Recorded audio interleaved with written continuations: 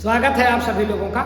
और आइए आज अपने लोग पढ़ते हैं कि ये तृतीय बौद्ध संगीत कब हुआ, किसकी अध्यक्षता में हुआ, किसने इसको संरक्षण दिया, कब हुआ, कहाँ हुआ, क्यों हुआ, इन बातों के बारे में आज अपने लोग पढ़ेंगे। भगवान बुद्ध के द्वारा बनाया गया बौद्ध धर्म, उन्होंने बड़ा जीवन जीने का सरल मार्ग बताया और प्रायोगिक ढंग से संसार वालों को बताया कि ऐसा करोगे तो ऐसा हो जाएगा, सत्य बोलो ये हो जाएगा, असत्य बोलो ये हो जाएगा।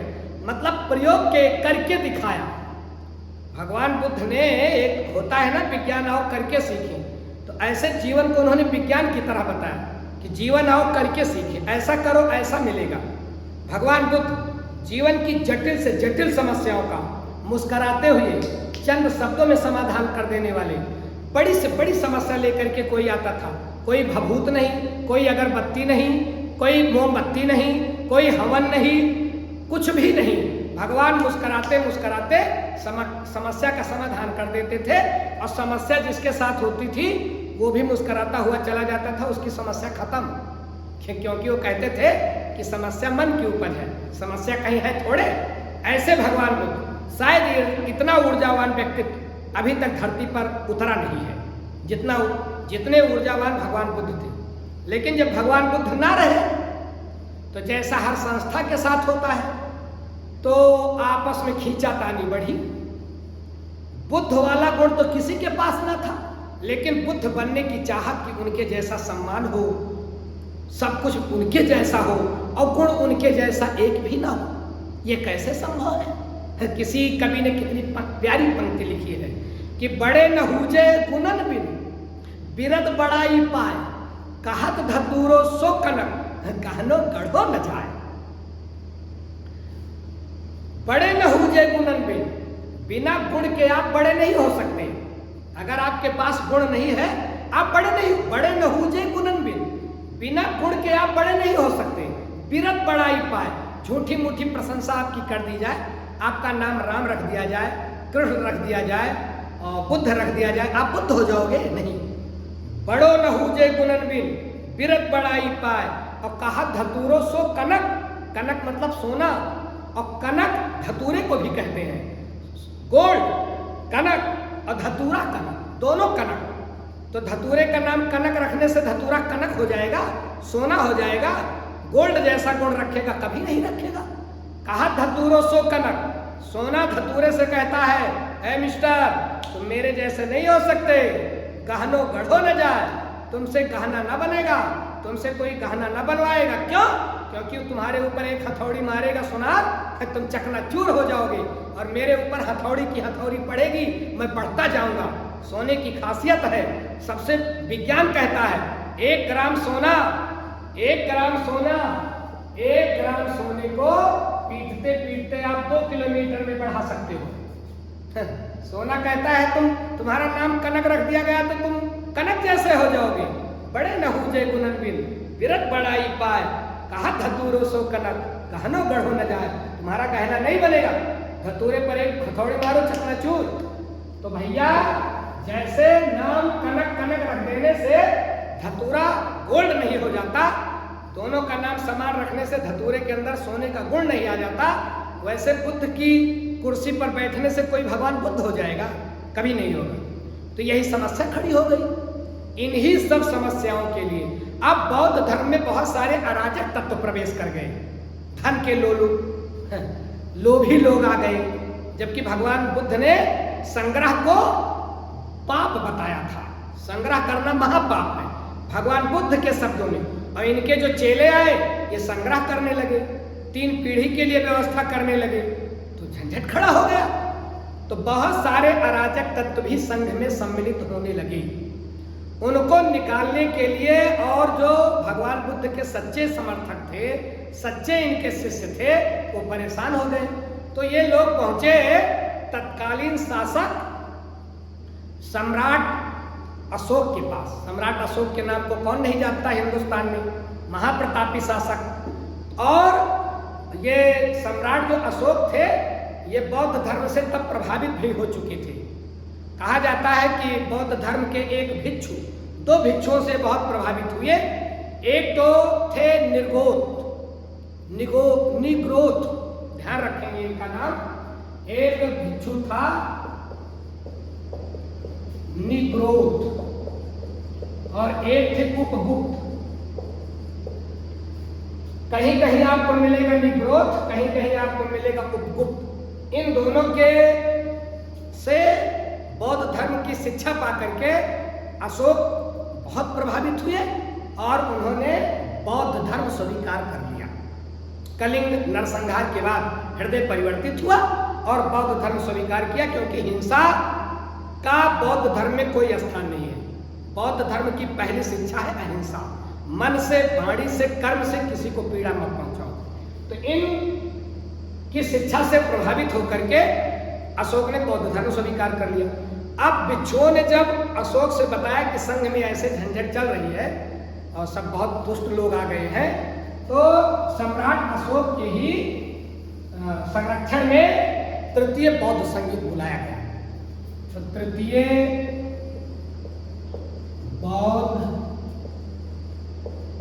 संगीत, तृतीय बौद्ध संगीत कब बुलाया गया? 250 या 251 ईसा पूर्व में। ध्यान रखिएगा, दोनों विकल्प पर आप ध्यान रखिएगा। दोनों विकल्प नहीं आएगा, एक ही आएगा, क्योंकि परीक्षा में बहुत पूछा जाता है कि तृतीय बौद्ध संगीत का आयोजन कब किया गया। तो 250 या 251 ईसा पूर्व में। दोनों विकल्प आपको नहीं मिलेंगे, एक ही मिलेगा, आप ध्यान रखिएगा बस। अब आपसे पूछा जाएगा कि ये तृतीय बौद्ध संगीत कहाँ हुआ? बौद्ध संगीत मतलब क्या होता है? बौद्ध भिक्षुओं का सम्मेलन। बौद्ध संगीत मतलब बौद्ध भिक्षुओं का सम्मेलन। तो स्थान कहाँ था? तो भैया तृतीय बौद्ध संगीत का जो स्थान चुना गया, जिसको आजकल हम लोग पटना कहते हैं। बिहार की राजधानी क्या है?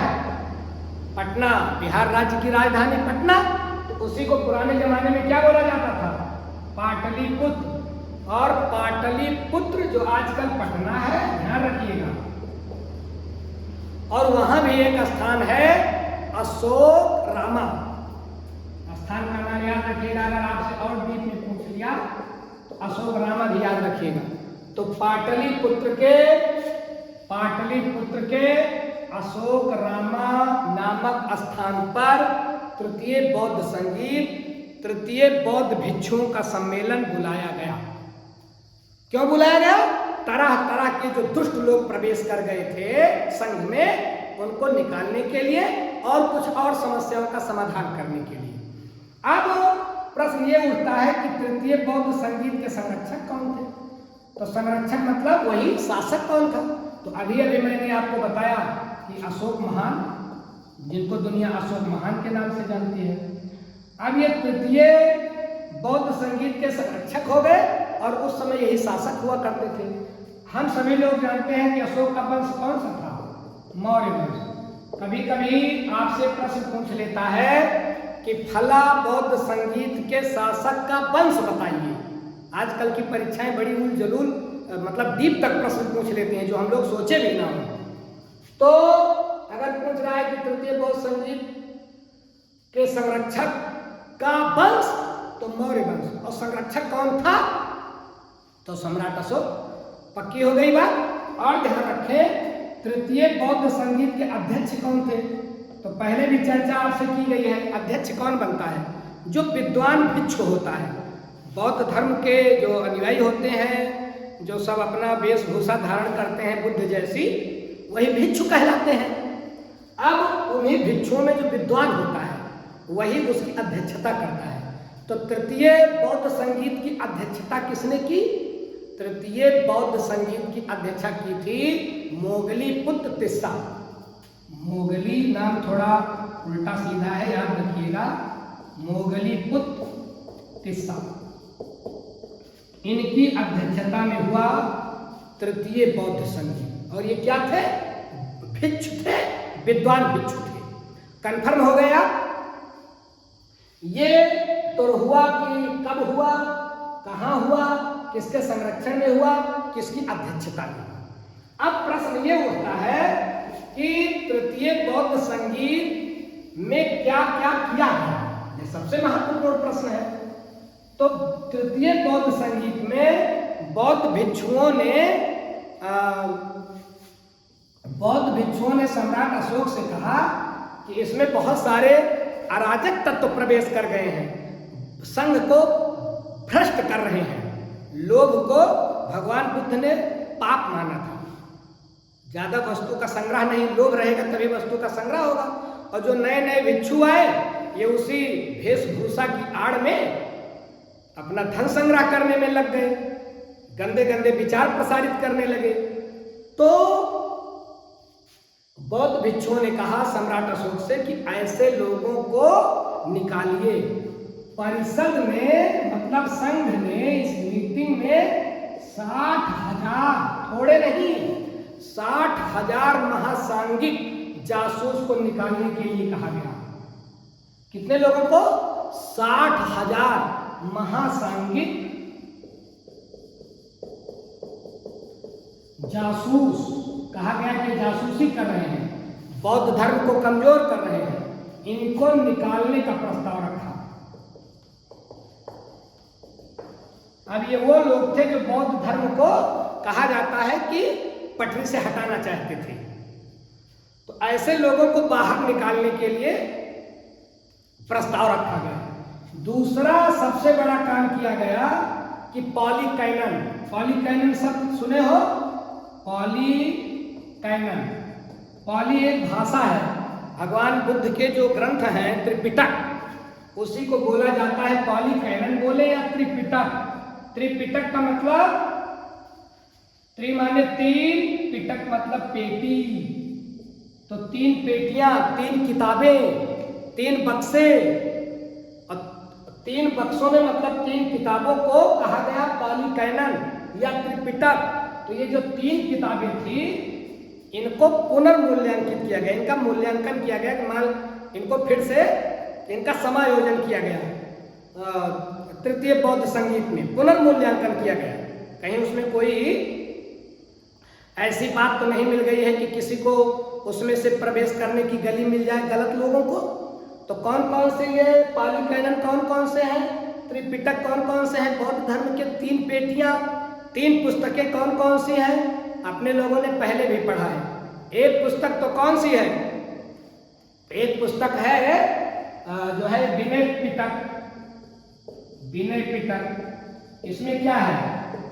इसमें भगवान बुद्ध के द्वारा बनाए गए अनुशासन, भिक्षु कैसे रहेंगे, उसका